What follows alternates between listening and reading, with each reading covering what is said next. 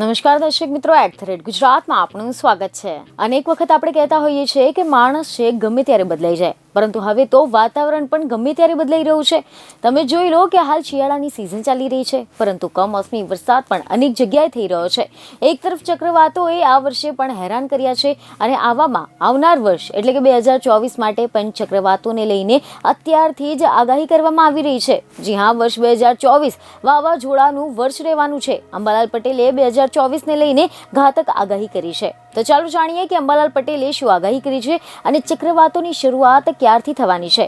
તો તમે જણાવી દઈએ કે મીડિયા રિપોર્ટ અનુસાર એવી જાણકારી મળી રહી છે કે અંબાલાલ પટેલે એવી આગાહી કરી છે કે ડિસેમ્બરમાં પાછલા સપ્તાહ અને જાન્યુઆરીમાં પણ એક સિસ્ટમ બનશે। ફરીવાર વાવાઝોડું આવવાની શક્યતા છે। વાવાઝોડું લો પ્રેશર બની જશે અને આના પછી વર્ષ 2024 સાયક્લોનનું વર્ષ રહેવાનું છે। આગામી 26 એપ્રિલથી સાયક્લોન જોવા મળશે। 1 મે પછી દરિયામાં હલચલ જોવા મળશે અને જૂન માસની શરૂઆતમાં આખા અરબ સાગરમાં ચક્રવાત જોવા મળશે, તેમજ બંગાળની ખાડી તરફ પણ ચક્રવાત સર્જાવાની શક્યતા રહેશે।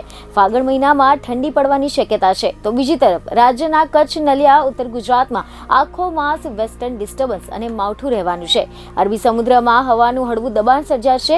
અત્યારે નબળા પશ્ચિમી વિક્ષેપના કારણે ઠંડી નથી પડી રહી અને આની સાથે ઠંડી સાથે રાજ્યમાં કમોસમી વરસાદ થવાની પણ સંભાવના વ્યક્ત કરવામાં આવી છે। 22 ડિસેમ્બરથી ઉત્તરીય પર્વતીય પ્રદેશોમાં ભારે હિમવર્ષા થવાની છે અને આને લઈને 28 ડિસેમ્બરથી રાજ્યમાં ઠંડીનો ચમકારો અનુભવાશે। ઓછી ઠંડીનું કારણ અલ નીનો અને નબળા પશ્ચિમી વિક્ષેપ છે।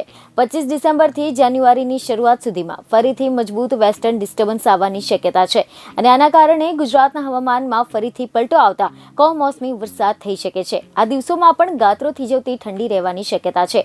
20 ડિસેમ્બર સુધી ગુજરાતમાં પણ માવઠું આવવાની શક્યતા છે। તો આની સાથે ખબરો એવી સામે આવી રહી છે કે અંબાલાલ પટેલે જાન્યુઆરી મહિનાના વાતાવરણ અંગે પણ આગાહી કરી છે અને જણાવ્યું છે કે જાન્યુઆરીમાં વેસ્ટર્ન ડિસ્ટર્બન્સ આવશે। ઉત્તરાયણની આસપાસ હવામાનમાં પલટો આવશે।